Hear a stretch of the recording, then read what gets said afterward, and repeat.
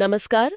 आज हम बात कर रहे हैं एक आने वाली फिल्म 120 बहादुर पर। हाँ, और इसको समझने के लिए हमारे पास दो चीजें हैं। एक तो फिल्म का टीजर आया वो, बिल्कुल ऑफिशियल टीजर। और दूसरा रेजांगला युद्ध पर आज तक का एक लेख भी है। सही।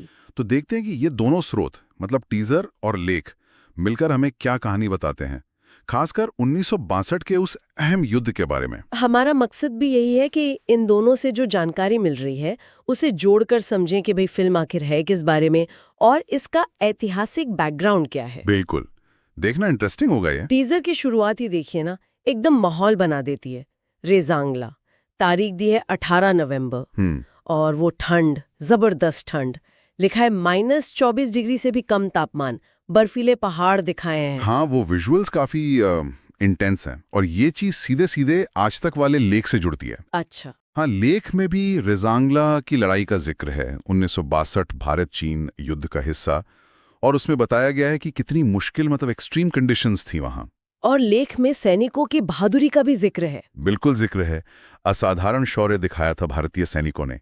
ये लड़ाई इसीलिए याद की जाती है कि मतलब बहुत कम सैनिक थे और उन्होंने कई ज्यादा बड़ी दुश्मन सेना का सामना किया था। टीजर में एक डायलॉग है, वो मुझे काफी स्ट्राइकिंग लगा। मेरे पिताजी ने कहा था ये वर्दी सिर्फ हिम्मत नहीं बलिदान भी मांगती है। आज वो वक्त आ गया है। दमदार है। और फिर मेजर का वो संकल्प, मुझे आखिरी गोली, आखिरी कदम और अपने खून की आखिरी बूंद तक लड़ना मंजूर है, मगर पीछे हटना नहीं। मतलब गूज़बम्प्स। ये डायलॉग्स बिल्कुल क्लियर कर देते हैं कि फिल्म का फोकस क्या है। क्या है फोकस? वीरता, ड्यूटी, बलिदान, मतलब देशभक्ति का जज्बा। टीजर में वो नारे भी सुनाई देते हैं, दादा की जय, राधा की जय। हाँ, उसका क्या मतलब हो सकता है? हो सकता है ये उस रेजिमेंट की कोई खास पुकार हो, उनकी पहचान। लेख में तो ऐसा कुछ खास जिक्र नहीं है। अच्छा। तो ये शायद फिल्म का अपना एक क्रिएटिव एलिमेंट हो सकता है, कहानी को और लोकल फ्लेवर देने के लिए। एक चीज और है टीजर में जो थोड़ी मतलब सोचने पे मजबूर करती है। एक सवाल है उसमें। कौन सा सवाल? ये वाला, मैं चाहता हूं कि ये कहानी सच हो लेकिन बिना किसी सबूत के कैसे, इसका क्या मतलब निकालें? हाँ, ये लाइन थोड़ी अलग है, इंटरेस्टिंग है। क्या मतलब हो सकता है इसका? कहानी पर शक? मुझे नहीं लगता कि ये कहानी की सच्चाई पर शक है।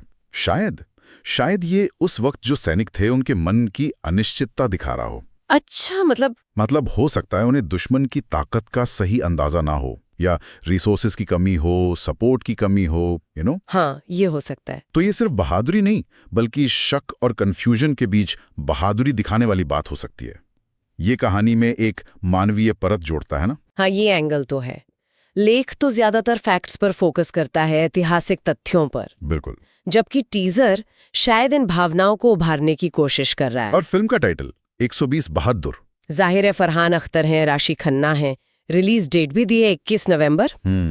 ये 120 का नंबर, क्या ये सैनिकों की संख्या है? बहुत ज्यादा संभावना है। जो ऐतिहासिक जानकारी है उसके हिसाब से रेजांगला में जो अहीर कंपनी लड़ी थी उसमें करीब 120 सैनिक ही थे। ओह, तो टाइटल सीधा उन्हीं को श्रद्धांजलि है। हाँ, लगता तो यही है।